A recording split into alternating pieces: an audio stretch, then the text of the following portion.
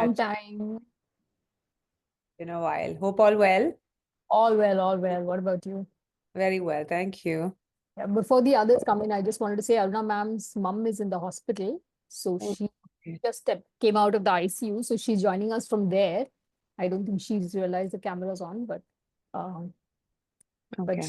we'll need to free her slightly early. So I might take a couple of questions from her and we might. Please, please. Yeah. But I good to see hope you. she, yes, you as well. I hope she feels better, ma'am. I don't know if you can hear us, but Ma'am, you're on mute. You're on mute. Now you can hear me? yes. Yeah, because, yeah, at your service now. Right. So now no hurry because doctor has checked her and they will change the plaster tomorrow morning and discharge tomorrow evening. Okay, so you can stay then. I can for stay. the Yeah, I event. can stay. That is great news. Yeah. But in that as early as possible, dear. Right? Okay. Yeah. We'll try and come to you sooner with questions. Yeah. Great. So I'm back in room now. So comfortably seated. I have 2 joinings. I wonder how. Archana, from our side, we are ready to go. The recording is. Yeah, I'm just wondering whether there is another Archana Chaudhary who has joined in, which I am not. So just wondering what happened. It's a double joining from him. Anyway, Yeah. Amitendu, are you there? Shall we start? It's 5:01.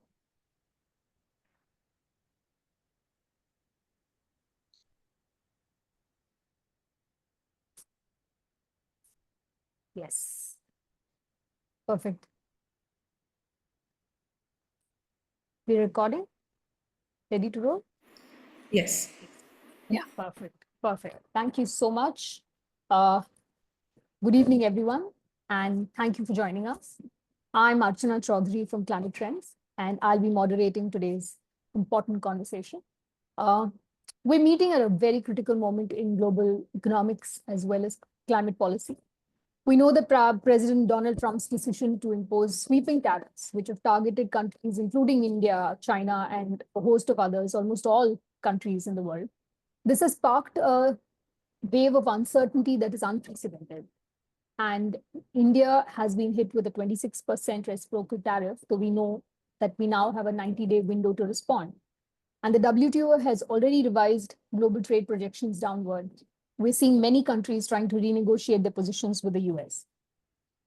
India is already balancing its industrial growth and its ambitious climate goals, including its 500 gigawatts non-fossil fuel capacity target by 2030. Our trade talks and our economic goals seem to be at a crossroad, and the trade upheaval just adds to the new threats and the unexpected events that are going on. So today we are asking, how does this new global realignment affect India's climate transition, its economy, and India's role in the world? Let me introduce you to our esteemed panelists. We're joined today by Dr. Aruna Sharma, former Secretary of the Ministry of Steel and a key voice in India's industrial policy. Welcome, ma'am. Yeah. Welcome to all of you. Thank you. We also have Dr. Amitendu Palit. He's a trade and policy expert at the Institute of South Asian Studies in Singapore. Welcome, Amitendu. We have Li Shuo, Director of the China Climate Hub at Asia Society, who's a seasoned observer of China's climate and trade strategies. Welcome, Li Shuo. And we have Manat Jaspal, Director and Fellow on Climate and Energy at ORF Middle East, who is focused on climate finance and clean energy transition. Welcome all. We're so pleased to have you here. Before we start, just quick housekeeping note for our audience. You're welcome to submit your questions anytime using the chat box, and we'll be curating a few of those. Please keep your questions short and focused so that we can get in as many as possible. So let's begin. Let's begin with our opening question for each of you. and then we'll come back for a second round. Dr. Sharma, I'll begin with you. How prepared is India to handle the economic fallout, especially for carbon-intensive sectors like steel, aluminium, cement, which are critical to India's growth, given its 2030 targets and what's happening in the world? Archana, I must congratulate for having this discussion at the appropriate time when everybody is on the discussion boards and redrawing their policies and focus and everything. But one thing is very, very clear as far as India is concerned, we are absolutely clear that we are committed to the climate change preventions. So, in the sense that whatever the US government might have said, or they have withdrawn the US aid, and they say they are no longer interested in the priorities of the climate, India is very, very clear that this is their priority, this is the center stage, and all their policies, which includes the private industry efforts as well, to sort of ensure that the climate issues are at the focus and climate issues are always prominently being done. And now, if you look at the three sectors, what you mentioned to me, Section 232 was imposed on us for 25% long back. And finally, US had to withdraw it. Now we have an overall 26% of tariff, which they have put on us. Now, if you look at it, as far as steel is concerned, our exports are not that big. We may be doing in money terms nearly 500 million worth it, but it is not that big. The hit is going to be aluminium, which is 12% of their exports goes to US. So that problem is always there. And that is to a tune of nearly 1,000 million worth of aluminium, which is exported. So this tariff is going to have an impact on it. But when you look at it, it will be more expensive for the users in the US who are using this imported aluminium exported by India. So in the sense, it is going to be more expensive there, but they can't do away with the rate at which the aluminium is being put there, even plus 26%. Because that is what we realized in steel when Section 232, 25% was put. It was still very competitive at that time. Right. So this is exactly the same thing we expected to happen in aluminium. Then, of course, when you talk about the cement, it is more of the building blocks which are being exported, or the bricks of cement, what you call it. That is how it goes from here, and that is also a not very relatively very, very small, very, very small. What is going to US? So in that scenario, and more cement blocks are going to Sri Lanka and Maldives, which are the major nations where they are exporting. So if you look at it, the steel, aluminium, and cement, in these three, if I look at it, India's focus will continue to be making your process of production, your process of the value chain will be slowly to the climate friendly parameters, which India has decided on its own, right? And which will be on par with what was pre-discussed before the US withdrew it. So India will continue to be on track.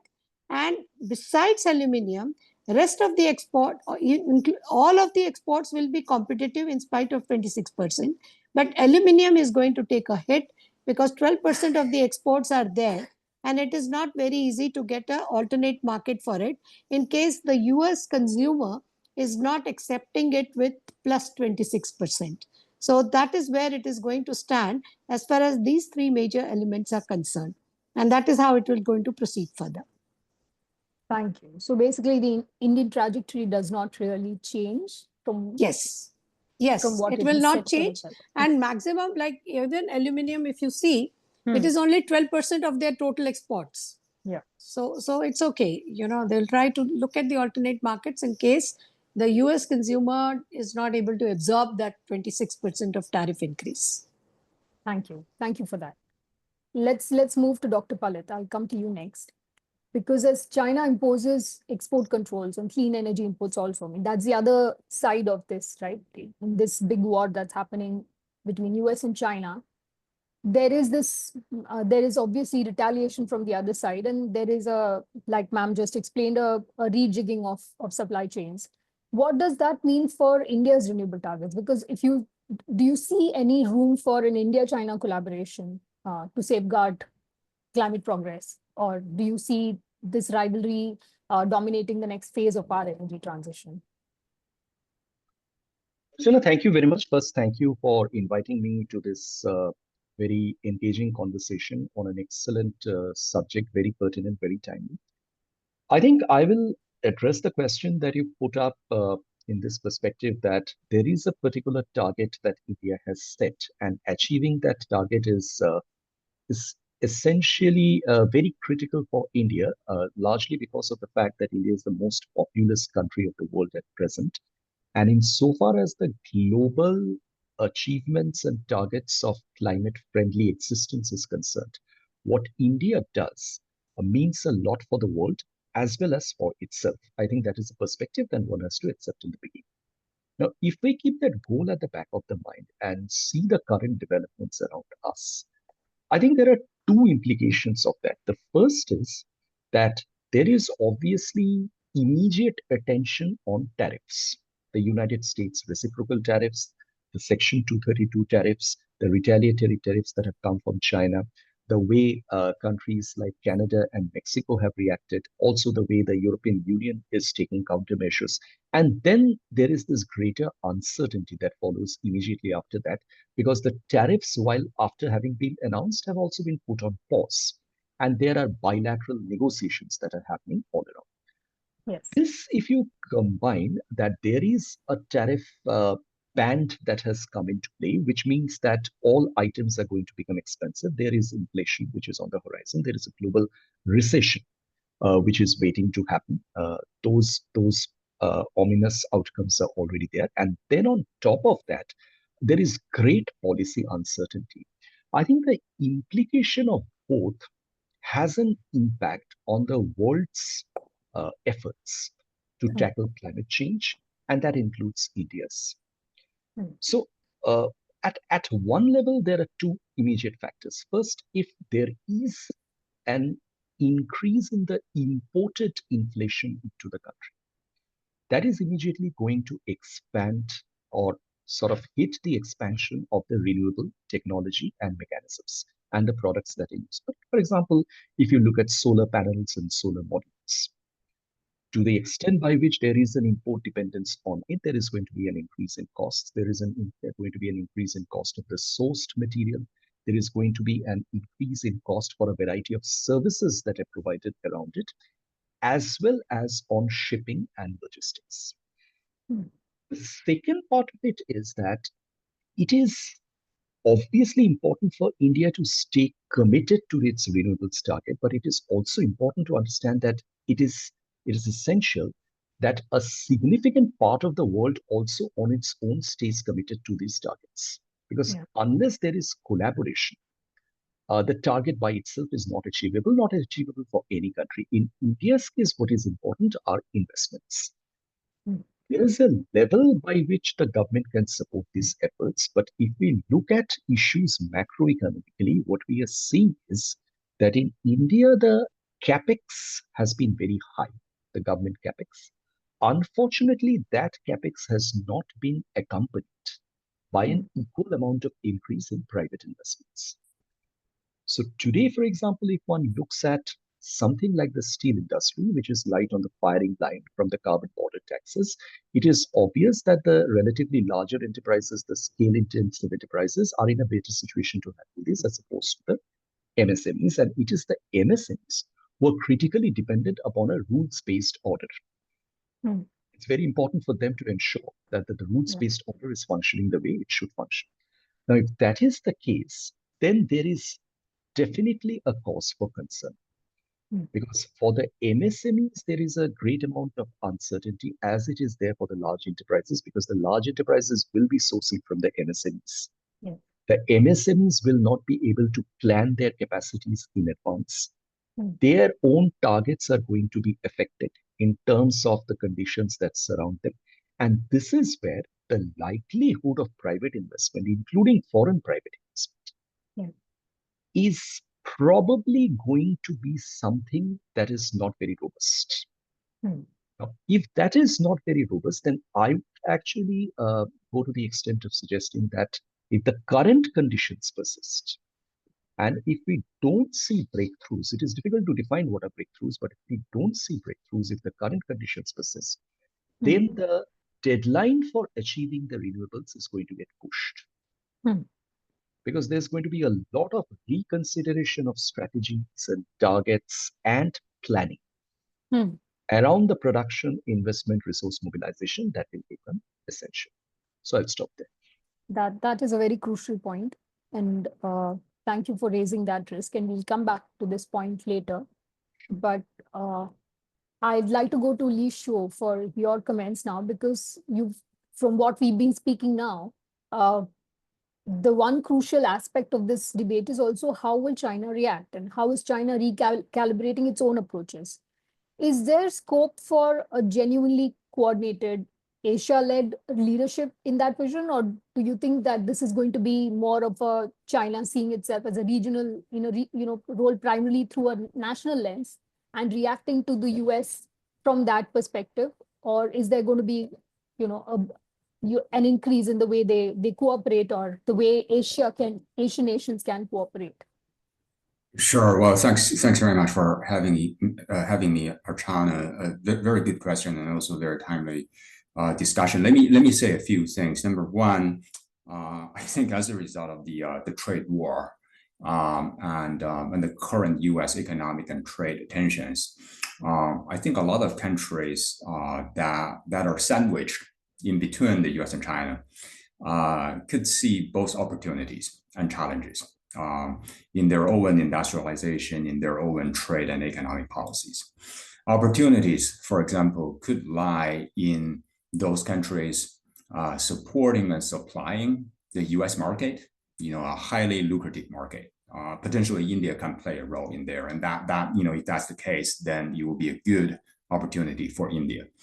Challenges lie in, for example, the significant uncertainties now associated with U.S. politics, its market conditions, and the fact that all these countries in the middle need to navigate these two giants, right? U.S. on the one hand, primarily an important market, and China on the other hand, being a supplier. When it comes to the low carbon clean tech sector, a supplier of raw materials, technologies, and most importantly, investment and capital.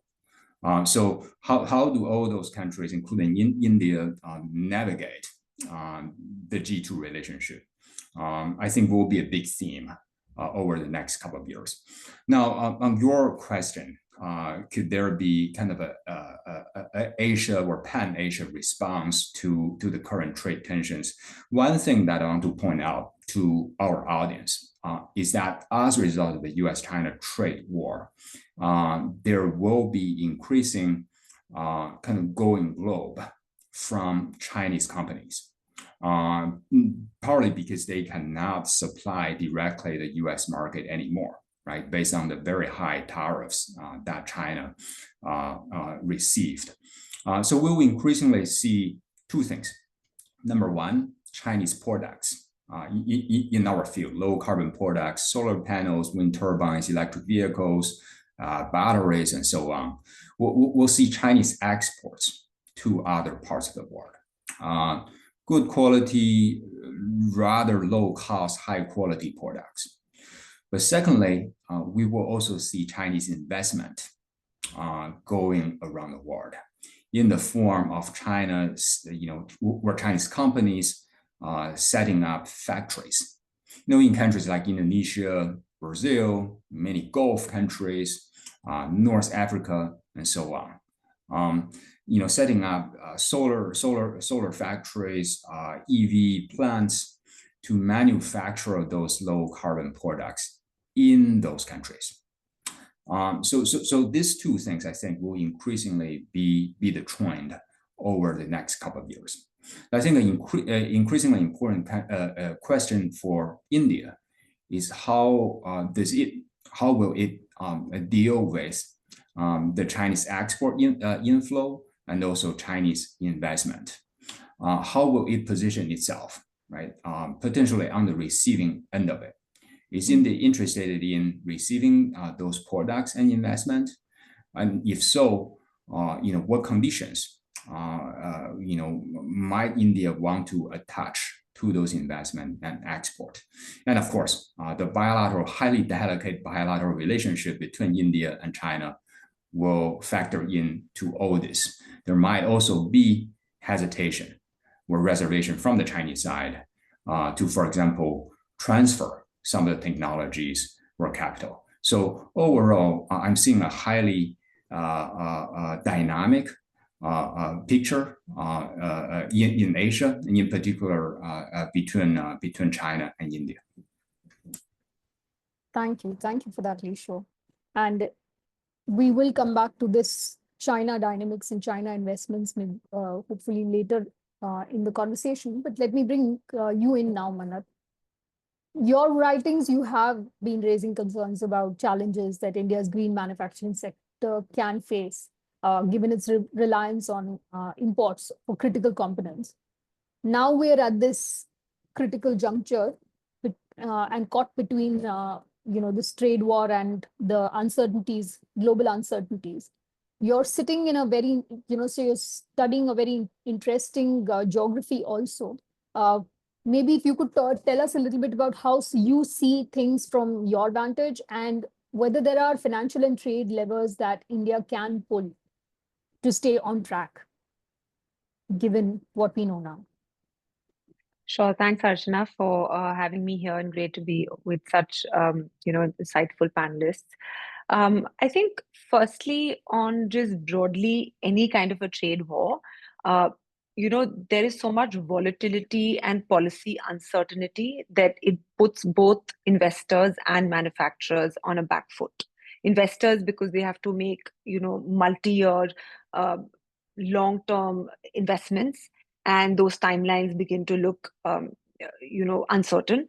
And for naturally manufacturers, because there is an inflation in terms of the cost of inputs, and scaling becomes a challenge. So I think there is an overall sort of despondency when it comes to an uncertainty when it comes to looking at both the investor perspective, but also the manufacturer perspective.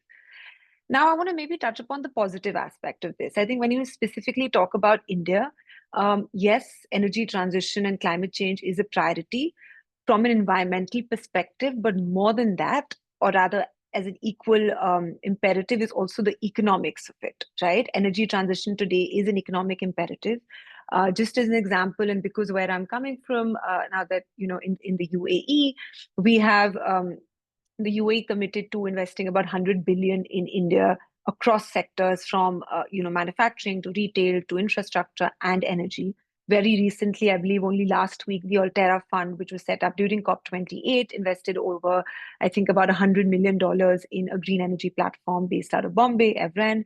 So there have been certain developments, and clearly, despite these tariffs and despite Trump withdrawing from the Paris Agreement, the momentum hasn't slowed down, because I think the world has come to that point where we realize this is an environmental necessity, but also a great economic bargain and advantage for countries. And I think India is particularly looking at this as a very instrumental way, the transition, to be able to attract that climate finance, to attract private capital into its jurisdiction. So I think that's on the first point. Second, I think more specifically on tariffs, I don't want to sort of regurgitate and repeat what my colleagues have already mentioned here. I think those were some fantastic points. Just to add to that, India was definitely going to benefit because if you look at the tariffs, we have about 26%. But if you compare that with the other South Asian countries, China, of course, we know is facing very high tariffs, but also Vietnam is, I think, close to about 46%. Cambodia and Thailand is about 49 and 36%. And Vietnam is actually one of the biggest US solar, US imports, some of the most amount of solar imports for the US comes from Vietnam.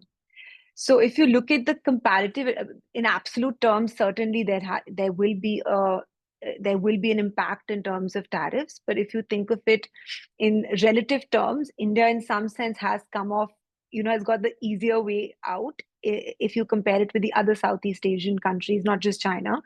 And that's where our biggest advantage lies, that we can be that alternative destination to manufacture and to produce a lot of these green manufacturing units, whether it's on solar, whether it's on EVs, whether it's on batteries, wind supplies, inputs, etc. So there is a tremendous potential because we have a comparative advantage that we can sort of now leverage given the variance in tariffs in the region.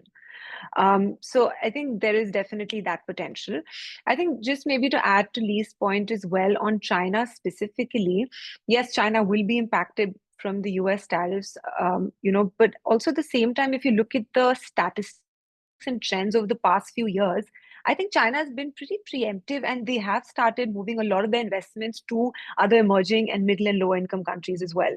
In the past 2 years, their supplies of EVs, wind turbines, solar panels, lithium-ion batteries to middle and low income countries has actually grown significantly.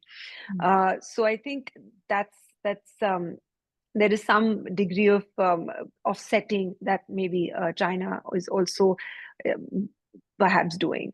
And I think just more broadly on tariffs, just like for India in 1991, we needed the balance of payment crisis to really push for such massive deregulation and delicensing. I think this is a great opportunity, which a lot of trade liberalists have been wanting to sort of claim to really utilize this moment to push for greater manufacturing and export incentives and export promotion-led economic growth model, which I think it's a moment for India for sure.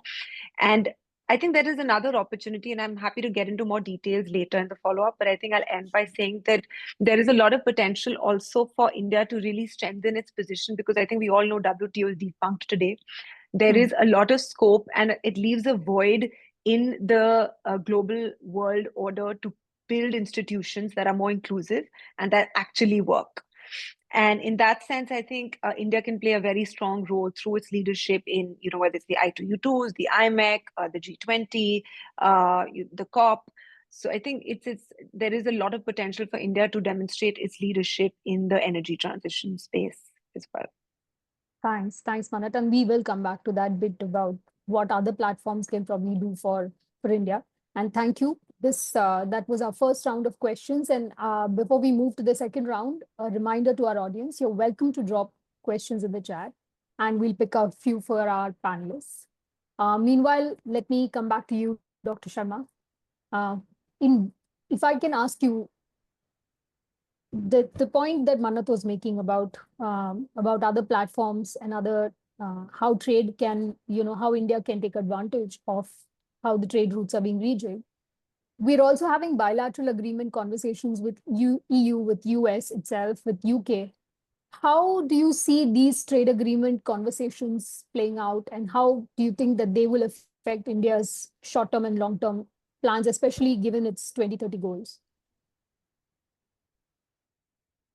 You're on mute, Ma'am. Yeah.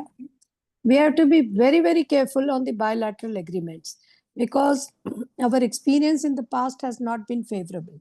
We had bilateral agreement with South Korea, Indonesia, and always it has worked to our disadvantage, leading to the imports of the material what could have been manufactured in India, right? And if you look the trade of balance, India was never very positive in these trade agreements. Then there are some materials where we have to be very conscious, especially in the agriculture sector. So if we are talking about the dairy, or if we are talking of some of the products, we have to be very careful into this bilateral FTAs, where we give an easy access or zero tariff access or a very minimalistic tariff access, because it is going to adversely hit. Because the way, so these are some of the very sensitive structures we have. So that we have to be very careful where we are entering into the bilateral. And China is something, which I totally agree that it cannot be ignored at all. Because if I'll just tell you, what is India exporting to US? If you look at it, it is diamonds, then medical appliances, what we make, jewelry, some agriculture products, and rice, and that is basmati, and refined petroleum. But what was China exporting to US, if I see it, it is machinery. And as far as India is concerned, even we are importing capital goods for either European Union or from China to a very big extent. So sort of competing with China with the disadvantage they have of tariff with the US of being at a very high percentage, we ourselves have to gear up quite a lot, and it will take number of years to make those capital goods, because our own capital goods we are importing. Then when you look at the boilers, in steel sector or other manufacturing, big metal manufacturing sectors, even that China is exporting to US. Furnitures, then prefab buildings. Now in cement, we were talking about blocks, what we are exporting. We have not yet graduated to prefab construction, even within the country, to that mass scale, to go to replace China or to compete with China. So if you look at these materials, it's not going to be that easy when we are going. Plus our Apple, like, headlines are there in the newspapers that now US will be importing more and more Apple phones from India than China. But in India, we do the assembly of it. The material is coming from China to India, right? So that's the cycle it is going to be. So China will be able to absorb it because it has captured a major share of the market, very major share of the market. And when you look at it, you will also find that they have now manufacturing units in Vietnam, Indonesia, some parts of South Africa, which will be the country of origin for the exports. So it will not be the China, but the investments is that of the China. So that advantage they will always have. And when you look at it, these kind of equipments, when it is going, then it becomes very difficult for us to compete or replace. But yes, we should have a 5-year plan where we will be slowly capturing this market and have an expertise of making our own and able to capture those goods which are being exported today by China. Right. So that is what the Asian countries will have to work upon, and then move at a competitive price so that they are able to sort of move and battle out with these tariffs. So bilateral trade with European Union in all sector has to be done very carefully. In some sectors it can be done, and with the kind of like we have CBAM being put. Now bilateral trade, they are not going to do away or dilute what they have said in CBAM. Unless until they do that, then bilateral is not going to be of help, right? Because they are taxing their own industry, and corresponding tax for imports, they have put the CBAM, so that so that their consciousness to carbon and how they are moving out comes out to neutrality. But yes, India has geared itself to now make that kind of a quality, which is export. And there was a mention about the smaller units not able to compete. The electric arc furnace, it has zero carbon emission. So they have a scope to enter the export market in a very big way, very, very big way. And slowly they have started entering that, because they will have the carbon credits the best. Even with the blast furnace, we can bring it down to 1.8, 1.7. Today we are 2 plus, a little above 2. So we can bring out to that. But if you look at the electric arc furnace made steel, it will be point decimals, it's in decimals, 0.9, 0.8 kind of a carbon emissions. So that is where the focus has to be, that in these sectors, we move to the process of making that product, which is carbon friendly, which is climate friendly, therefore competitive. Therefore, we are safe with this bilateral CBAM kind of taxation, which UK and EU has already come up. UK is planning to come up. Other countries will follow the line. So we should be in a position to go ahead with that and compete in those markets by producing a quality steel. And yes, we have to invest in a very big way for prefabricated kind of constructions, because that is fit for exports. That is where the world has switched over in the construction, real estate, building industries. It is completely gone into this. So that is the way we can move about.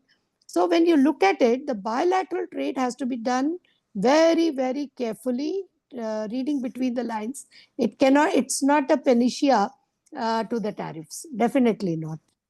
Thank you.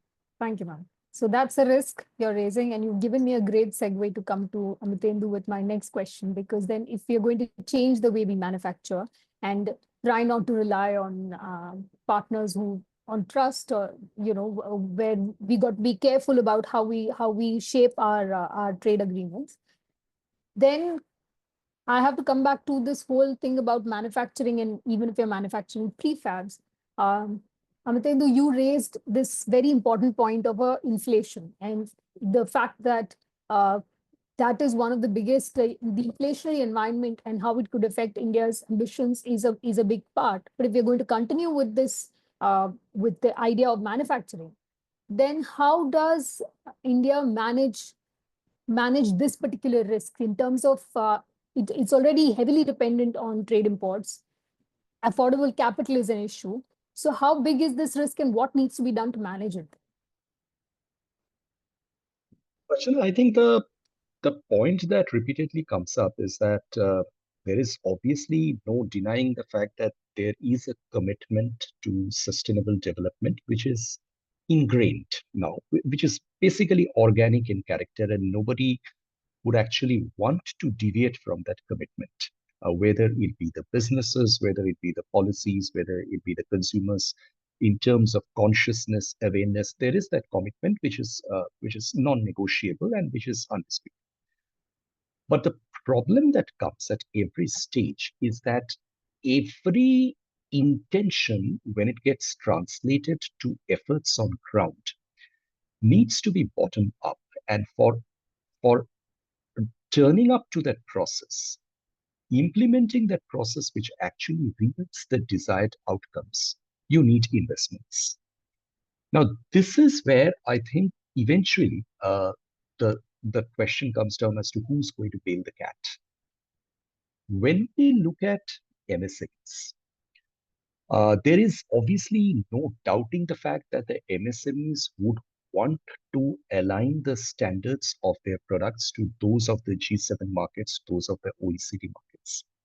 Whether they're exporting there directly or whether they're supplying inputs or almost finished products to the larger counterparts, there's no doubt about the intention. But the question is, how do they reach that stage when they're able to meet the standards that they need to comply with? It's not just a question of their knowing what the standards that they have to comply with. It's a question of they're actually doing on ground the work that is connected to those standards. And that's where you need investments. You need investments in a variety of ways. And those investments, if you recall, there was a stage not too long ago when even for basic garment and textile quality standard requirements, there was not enough testing laboratories that exporters from the small scale and medium sector could avail in South Asia, also even in India. So they had to be sent to places like Dubai or maybe to Singapore or other places, which will increase the cost of production. Now, the question that one needs to address at this point is that, and this is where I'm bringing you back to the FTA point that you raised. There's no FTA that India has signed which has a chapter on environment. There's not a single FTA. If you look at chapters with the European Free Trade Association countries or the UAE, what you have are chapters on trade and sustainable development, which talk about protecting environment, talk about protecting forestry, prevent a large number of ecological damages, but there is no talk about harmonization of environmental standards, which is a very tough process. I agree. But the problem is that when you look at external investors who would want to invest in green capacities in a country like India for enabling enterprises to function in a particular way, they need to have a certain alignment with those standards that they're comfortable with. And that is where I think the challenge is becoming significant, because first, there is obviously a commercial prospect involved in this story. There's a prospect of entering into deep carbon credit markets. The private sector is willing to play ball. There are more green finance instruments that are going to come in, but none of these is going to happen overnight. You need to have the right conditions precipitating this, and this is where we have to factor in the fact that a very major country like the United States is going to significantly back out of this game for at least some time. A large number of funds that were flowing in through US federal initiative or quasi-federal initiative for climate change and sustainability are unlikely to remain available. I'll allude to the Indo-Pacific Economic Framework and the Pillar 3 on clean economy, under which a large number of fundings were already committed and made available in the last ministerial meeting, the principal amount of which was from the US investors, who are not all going to take a back seat in this regard. So, Archana, what it comes down to is essentially the question that, look, there is no point in probably shying away from the fact that at least for some time now, till the chaos settles and the world economy actually knows the kind of path that it is going to work on, there is going to be an uncertainty on part of the investors. And this is very much evident in the sharp back and forth of the capital flows that we are sort of witnessing.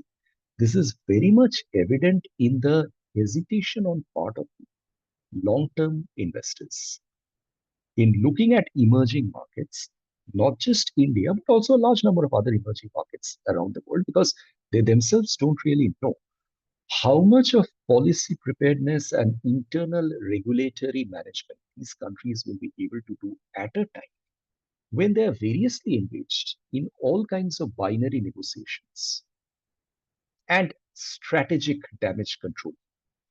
So I think that's where there is always this gray turf that one needs to await and be prepared for as far as investments and being manufacturing ready is concerned.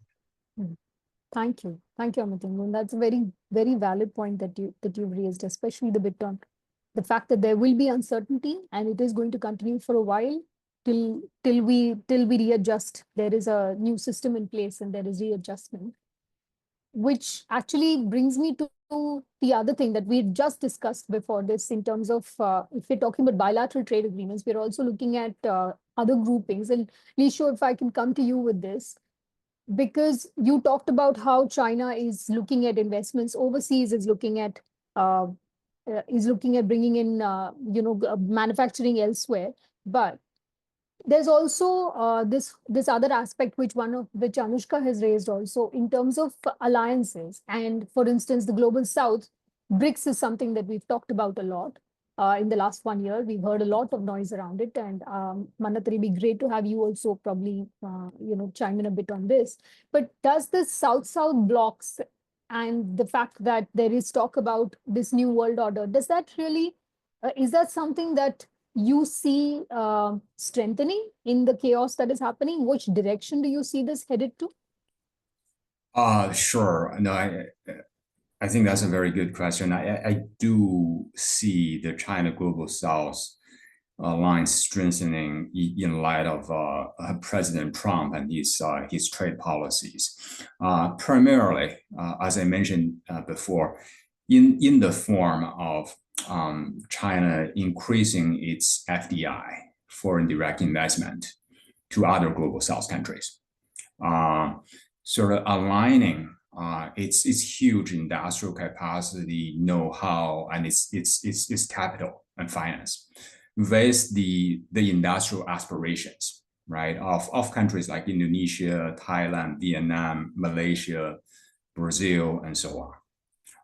So I think, from a climate point of view, what's interesting here is if you think about and fast forward this dynamic to maybe 5 years or even 10 years away from now, this could actually catalyze a much more widespread round of green, of dissemination of green investment and green technology, very much to developing global South countries.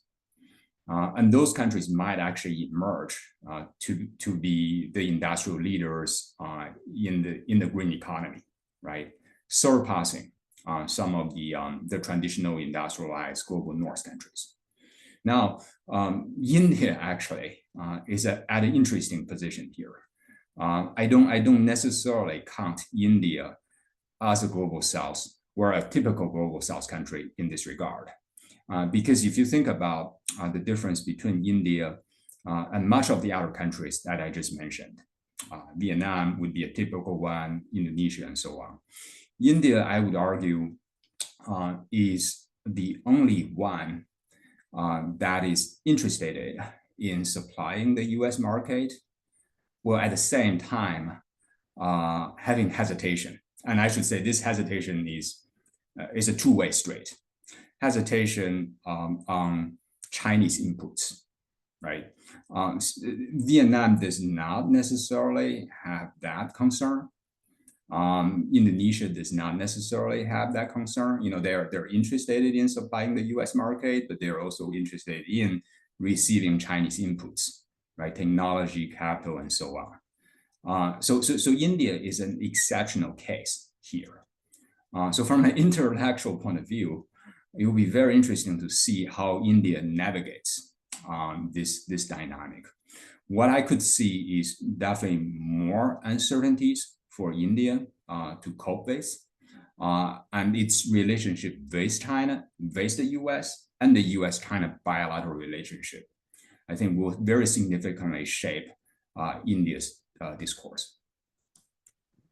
Thank you for that. And I think that partly answers Tuhin's question on whether you see China and India becoming a collective voice in multilateral forums like COP. Do you want to address that quickly? Because it's an interesting point you've raised about India's own way of thinking. And of course, not to mention that there is distrust between and mistrust between the neighbors over what's happening at the border. And that's difficult to discount. Yeah. So I do think the India-China relationship in the narrow multilateral space, for example, the UNFCCC and the Paris Agreement, is kind of a special case. There, I think the alignment is still strong, is still resilient. There is more than half a century of history of developing country solidarity. So I think that dynamic will continue, but at the same time, there is increasing difference between these two countries, primarily on the economic front. Now that China has transformed itself as really the champion of the green economy, right? Its economic interest is increasingly aligned with its climate interest. So I think this dynamic over time from the economic side will trickle back to the multilateral space and will probably drive a bigger gap between New Delhi and Beijing. And in fact, we have seen the loosening of the India-China alignment in the COP space in the recently concluded COP in Baku, right? When it comes to the climate finance question, there has already been some misalignment between these two countries. Thank you, Lisho, because that's Tuhin, I hope your question's answered. So there's misalignment with China. There's certain worry about how we negotiate our bilateral and multilateral trade agreements. And Manath, if I can then come to you with this question that is coming also. In this scene, in what's happening here then, and on this stage setup, what moves are needed, our questioner is asking, to ensure that India doesn't remain just an assembler, but actually then builds its manufacturing capabilities, keeping in mind the fact that geopolitically it is this difficult, and like Amitendu raised some very valid points on investments and inflation. What should India be doing? Right. So thank you for that question. So I think there is enough consensus that there is an intention and willingness to decarbonize and to transition. But of course, technology and finance continues to remain that persistent, bottleneck and problem that we are facing. I think in terms of what can be done, plenty. But I think the most important thing is that the Indian government is sending the right policy signal. that we are committed to decarbonization, we are committed to the transition, we are willing to collaborate with like-minded partners, with Global South countries, but also countries in the North to further and advance the decarbonization and the transition agenda. So I think the policy direction is clear, and that's non-negotiable for India. In terms of what can be done, I think one, in terms of financing, of course, we've spoken about the bilateral agreements, etc. But I think there is a lot of potential for India to collaborate with like-minded countries to jointly finance projects and to mitigate the risk. For example, with the UAE and India, now India has a gift city that was been set up in Gujarat, and which could really be leveraged in being able to channelize a lot more climate finance, a lot more green finance and transition finance. There is, in fact, the IFSC has set up a transition finance committee as well. There's a separate carbon markets committee. So there's a lot of work that's happening in that space. So how do we leverage these financial hubs to be able to channelize more foreign capital into the country? So can we maybe set up, say, a hedging facility where we can really look at creating instruments that will help us mitigate some of the risk that is associated with developing countries. So when we talk about capital as well, there is enough capital around the world for investments, but what we're looking for is concessional capital. And most often, the very same projects, if you go in the West, they are, the investment premium they have to pay is close to about 4 to 5%, versus a country like India or other Global South countries pay over 30%, which makes it quite unfeasible for making private sector investments in certain projects, even though most of the solar wind today has become very competitive.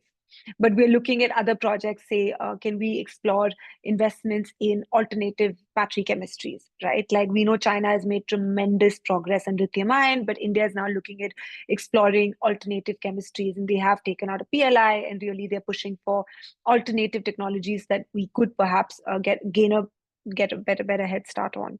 So I think one, definitely looking at joint financing, whether it's with the UAE, there is a lot of work that India and UAE are doing through their, not just SEPA, but also other bilateral engagement on energy. In fact, the US and the UAE also have a partnership for accelerating clean energy, which is called PACE. Through that mechanism as well, India could look at maybe try and channelize more investments into the country. And I think looking at joint financing today in a world where there is a lot of transactionalism, I think grants are really not the go-to model, but I think trying to explore more concessional financing through joint projects would be useful. I think the second would be on tech co-development. A lot of countries, for example, the UAE is really positioning itself as a tech hub, and so is India. And while we talk a lot about tech transfer, but a lot of these technologies are sort of locked in private IPs. So can we maybe, for a lot of newer technologies on hydrogen, on alternate battery chemistries, and a lot of other upcoming on CCS, can we look at developing and collaborating and setting up JVs between countries and between companies to be able to look at tech co-development? Since we've been harping on transfer for so long, and it's just been stuck in so many processes.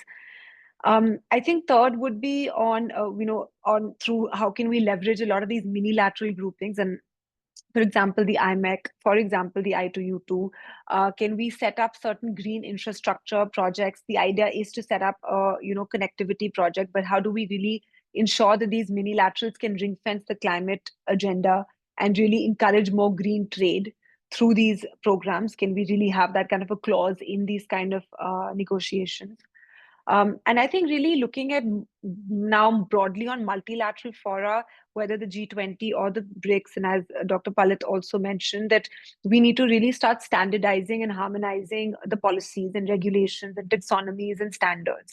The problem is most often the language of finance across jurisdictions is different. The language of regulations is very different. For example, our BRSR in India is very different from how the EU looks at disclosures. And there is often not enough interoperability across jurisdictions when it comes to standards and regulations. So can we try and harmonize that through these multilateral forums to ensure that the movement of capital is more seamless and is more facilitated.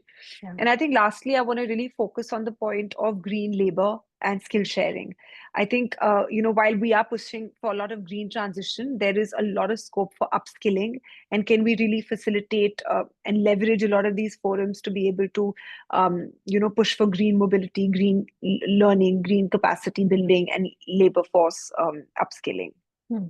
So I'll stop there. Thank you. That was quite a list of very good recommendations, as well as summing up of what India is doing. We're 5 minutes to our to the end. So if I can quickly request our panelists to take a look at these two questions that have come in. One is Neeraj's question. Maybe somebody would want to answer this in writing there, where he's talking about why has a 10-year CAGR of 6 out of 10 line items on exports that have fallen. Really, if anybody can take that and answer it there. But the other question, I think, Lishu as well as Amitindu, I think, or even ma'am, if one of y'all can take this in terms of whether you feel that the US tariffs will lead to lower exports from China, leading to a short-term overcapacity until they find new importers, and during which time the cost of exports from China will reduce further. Is that something that can help India then? If I can request both of you. Yeah. Sorry, can I take a first shot at that question, Archana? I think we must accept that there has been a particular transition that has already happened, that happened after the first round of the tariff and trade war itself, which began in 2018, which led to certain relocation of investments out of the mainland China.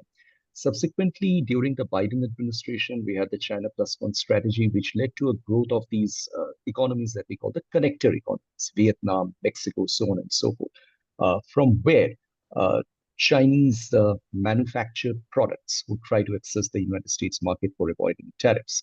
And in addition to that, there's also the third country shipments that have been happening in a large number of cases, which are all legitimate, which are all taking advantage of the various kinds of trade frameworks that exist across the world. Now, the question over here is that today, if a country like Vietnam or Malaysia negotiates with the United States in such a way that the reciprocal tariffs that are put on them go down and are taken off, however, those on India remain to some extent filtered through a bilateral trade agreement that India has, then it actually becomes a question of line by line and basket by basket comparison of items to see where Indian products enjoy comparative advantages in exporting to the US market in terms of price vis-a-vis certain other items. And I don't think there's no clear answer to this. It all depends upon eventually the kind of lines and the tariffs that they draw, because let us not forget, practically each day we are getting some new announcement. So for example, there's a whole large list of exemptions which has come, which were there in the first tariff order itself. Then a new round of exemptions have come. Exemptions have also come from the Chinese side on the line of retaliation. So whether Indian exports will be competitive is a question which really in a macro sense is a futile question to ask. There might be some issues in this on a positive and a negative side in the macro sense. I think India is trying to see if it can get more preferential market access in the relatively more labor-intensive exports. But whether that will be possible or not is something for which we'll have to wait at least till the fall, at least till when the first cut of the India-US trade agreement will become available. Thank Yeah, you. if I can just add on, because he has very beautifully responded to the question. I'll just like to add on to the second question first and the first question later. In the second question, what was there on India, this is an opportunity for India to focus on its MSME, which they have been neglecting for quite some time, and try to resolve every tiny issue that is hindering its growth. Because, today you may not be in a position to replace the disadvantage China will have because of these higher tariffs. But today, if you start working on it, couple of years, India, a country with its own huge domestic consumption, can replace the Chinese imports and can then add on to the export. So both ways there is a gain.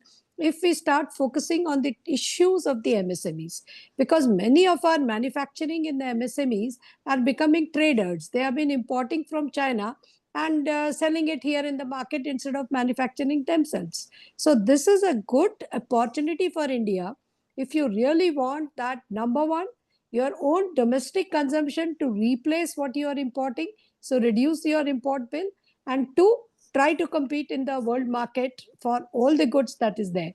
So we have the potential to manufacture, and that is how we can go ahead with it. And then when you're talking about the growth in the exports, yes, India is not so much dependent on export.